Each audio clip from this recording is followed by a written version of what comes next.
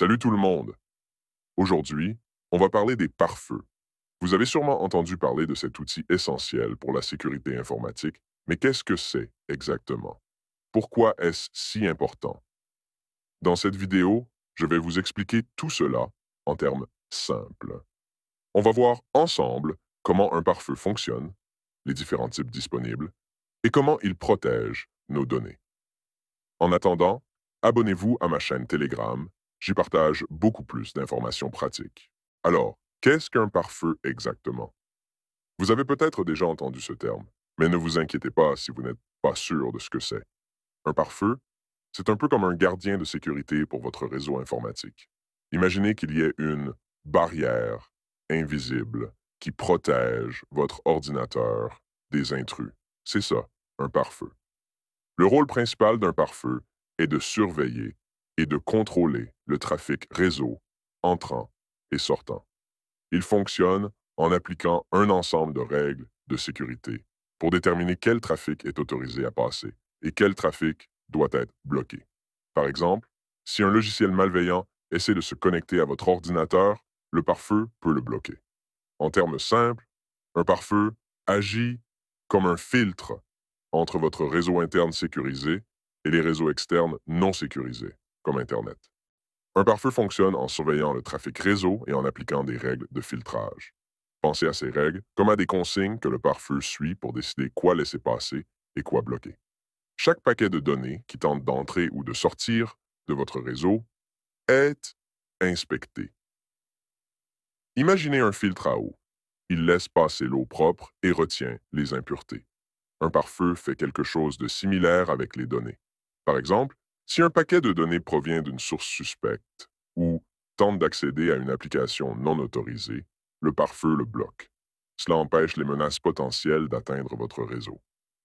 Les règles de filtrage peuvent être basées sur plusieurs critères, comme l'adresse IP, le port utilisé ou même le contenu des paquets de données. Il existe aussi des listes blanches et noires. Les adresses de confiance sont sur la liste blanche et sont autorisées, tandis que les adresses suspectes sont sur la liste noire et sont bloquées. Il existe plusieurs types de pare-feu, chacun ayant ses propres avantages et inconvénients. Les trois principaux types sont les pare-feux matériels, les pare-feux logiciels et les pare-feux de réseau. Qu'est-ce qu'un pare-feu matériel? Un pare-feu matériel est un appareil physique placé entre votre réseau et votre connexion Internet. Il est souvent utilisé par les entreprises pour une protection robuste. Ce type de pare-feu est indépendant de votre ordinateur, ce qui signifie qu'il ne consomme pas de ressources à un système et peut gérer de lourds volumes de trafic. Un pare-feu logiciel est une application installée sur votre ordinateur ou votre serveur. Il contrôle le trafic réseau entrant et sortant à partir de cet appareil spécifique. Les pare-feux logiciels sont faciles à installer et à configurer, et ils peuvent être personnalisés pour répondre aux besoins spécifiques de l'utilisateur. Un pare-feu logiciel offre une protection flexible et est parfait pour les utilisateurs individuels ou les petites entreprises. Un pare-feu de réseau est souvent une combinaison de pare-feu matériel et logiciel conçu pour protéger l'ensemble du réseau d'une organisation. Ces pare-feux offrent des fonctionnalités avancées telles que la détection d'intrusion, le filtrage des contenus et le contrôle d'accès basé sur les utilisateurs.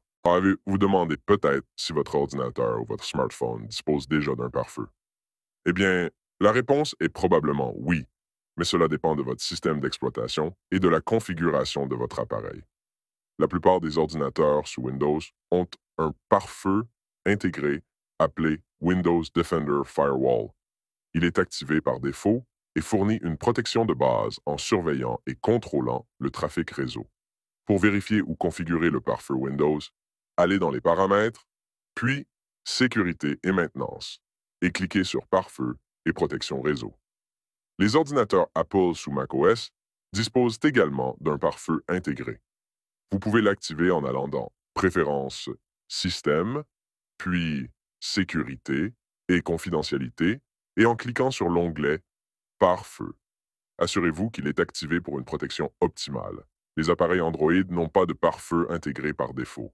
Cependant, vous pouvez installer des applications de pare-feu depuis le Google Play Store pour ajouter une couche de protection supplémentaire. Ces applications permettent de contrôler les connexions réseau des applications installées sur votre appareil. Les iPhones et iPad n'ont pas de pare-feu intégré accessible aux utilisateurs comme sur les ordinateurs. Cependant, iOS utilise des mesures de sécurité strictes pour contrôler les connexions réseau et protéger votre appareil contre les menaces. Vous pouvez également utiliser des applications de sécurité supplémentaires pour une protection accrue. Maintenant, parlons de la complémentarité entre les pare-feux et les antivirus. Vous vous demandez peut-être pourquoi utiliser les deux et en quoi ils sont différents. Eh bien, les pare-feux et les antivirus sont des outils essentiels pour une sécurité informatique complète. Et ils travaillent ensemble pour protéger vos appareils contre diverses menaces.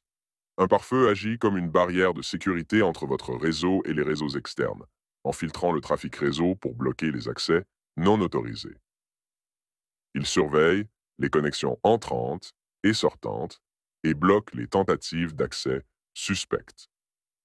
D'un autre côté, un antivirus protège votre appareil en détectant, bloquant et supprimant les logiciels malveillants tels que les virus, les chevaux de Troie et les logiciels espions.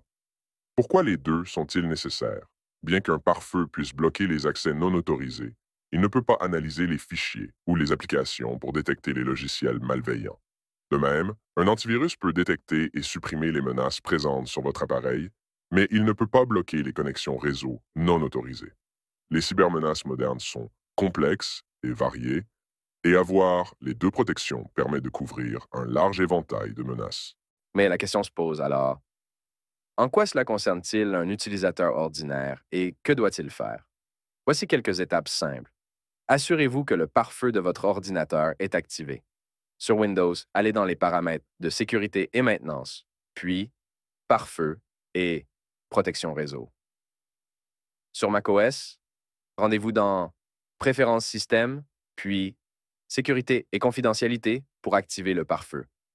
Installez un bon antivirus comme Avast, Norton ou Bitdefender et configurez-le pour des analyses régulières et des mises à jour automatiques. Maintenez tous vos logiciels à jour, y compris votre système d'exploitation et vos navigateurs web, pour corriger les vulnérabilités de sécurité. Faites régulièrement des sauvegardes de vos fichiers importants sur un support externe ou dans le cloud. Enfin, soyez vigilant face aux menaces en ligne. Méfiez-vous des emails suspects, des liens inconnus et des téléchargements de sources non vérifiées. En suivant ces étapes simples, vous assurerez une protection efficace de vos appareils et de vos données. Restez en sécurité.